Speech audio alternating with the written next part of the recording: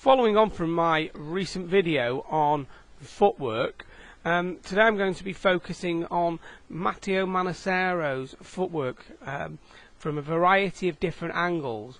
We're also going to see how the footwork relates to where the weight has moved to during the swing, and also how he's able to provide pressure to the club and ball through the shot.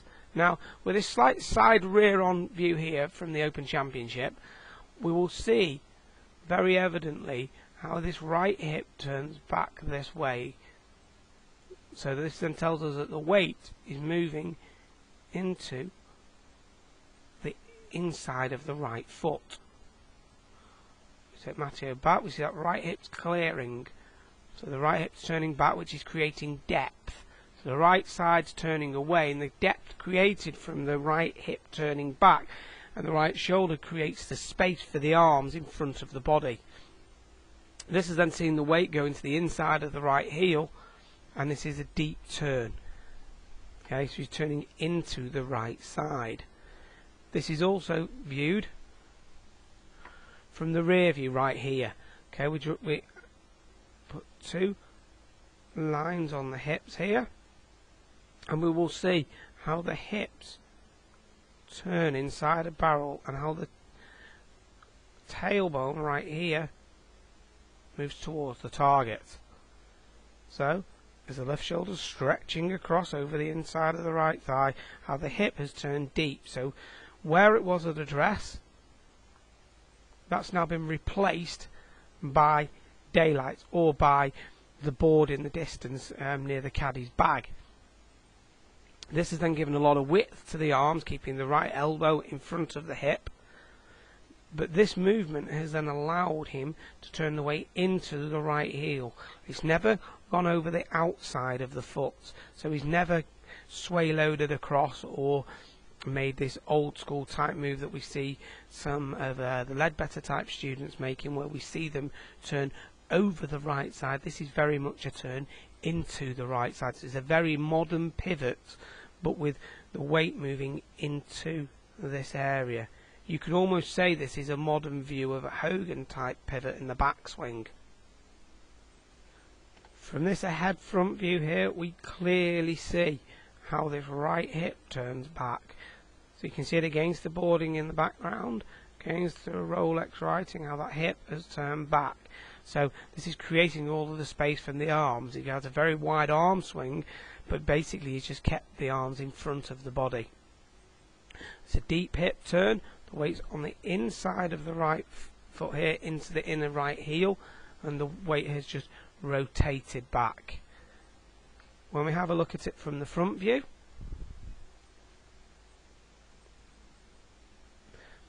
we draw the line on the hips, and we will see how the shoulder stretched across the inside of the right thigh. The right hip has turned back here to here, so it's actually turning in this direction. The weight is definitely on the inside of the right foot. We can see him pressuring the floor. Now, what we will see is we'll see how the left knee now breaks towards the target. His head will stay very, very centered. Just pull this in. Just going to bring circling over the head.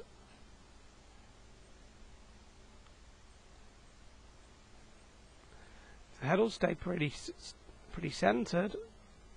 Just working down.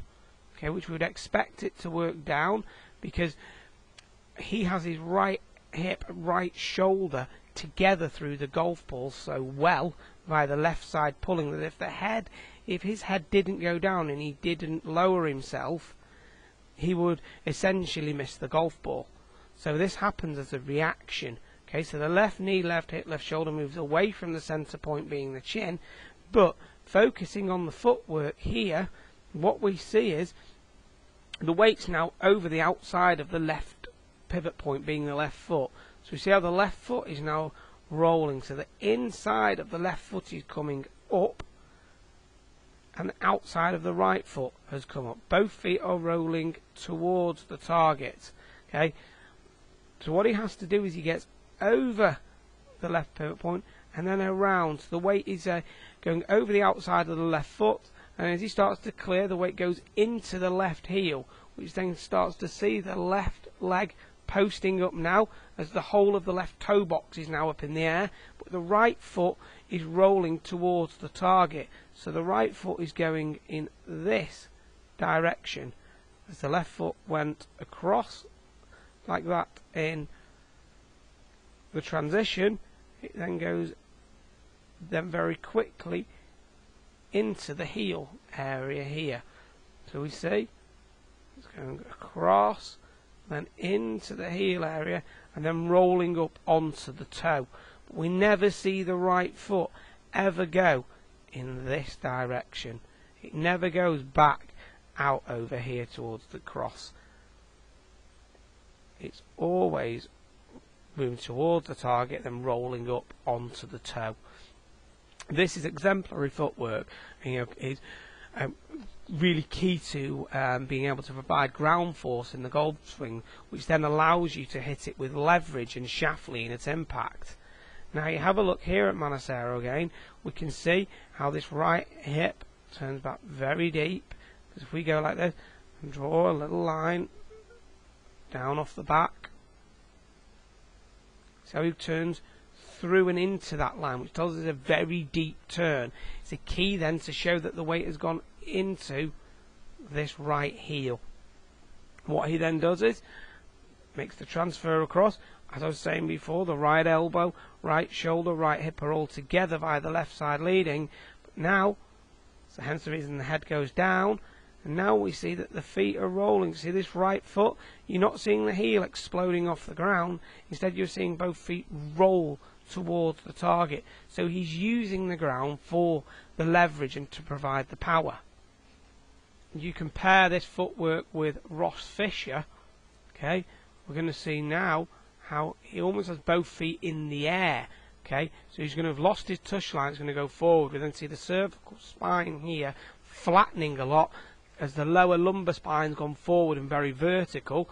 His upper body's creasing, and he's going to have to hit this all with hands and a lot of throwaway. So there's a lot of timing in this move, as he's virtually airborne as he's striking this. You watch the difference here with Manassero. He is using the ground just so beautifully and so well throughout that whole action, and the feet are just reacting to a great pivot action. Whereas we see Ross's action, we are seeing that the feet are the dominators. Okay, we have a look here with Manassero with the driver from this low down view head rear. Okay, and we'll still see great footwork.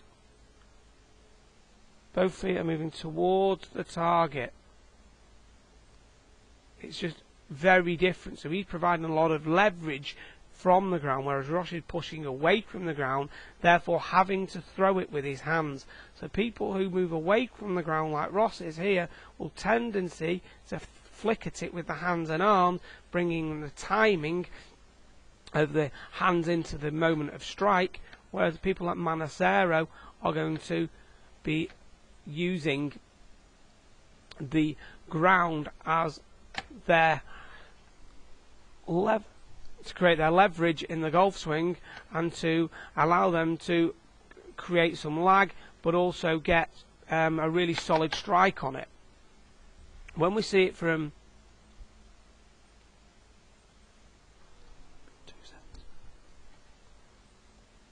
this view here, we'll again see the weight goes into the heel. So how the feet are rolling towards the target. They're never working back towards the camera, always around, forwards and around. Very evident once again from these other two views. From the rear view, we will see how the feet roll towards the target. See, both feet and legs are going forward and then rolling up onto the toe. But this is always seen with guys who hit it with a passive club face. It's a club face that stays more at 90 degrees to the arc through the impact area, and therefore holding their leverage. This is seen through the footwork area here, whereas when we see people like Ross, who are then having a lot of throwaway with the hands and the club, they're going to have very active footwork. This footwork would also be seen in the likes of Hunter Mahan here, where we can see the right foot's rolling. You see the way it's gone over the outside of the left foot, and it's going into the left heel as he's simply unwinding to the finish. But we can see that this club is very, very passive through the ball. We would see another guy with great footwork would be Anthony Kim. Anthony Kim gets over the front foot, and you see how the feet are both rolling towards the target, and again he's hitting it with the club going around with a very, very passive club face. So the footwork is always an indicator of what type of pivot people are going to be using. Whether the feet are too active and you're moving away from the ground, you're going to find people are very active with their hands and arms. People are using the ground, they're going to be very quiet with the club face and have much less club face rotation through the impact area to try and square the face. Hope you enjoyed this analysis. If you want to contact me, you can at dan@danwhitakergolf.com, or you can visit my website, danwhitakergolf.com. Hope to be with you again soon. Thanks a lot.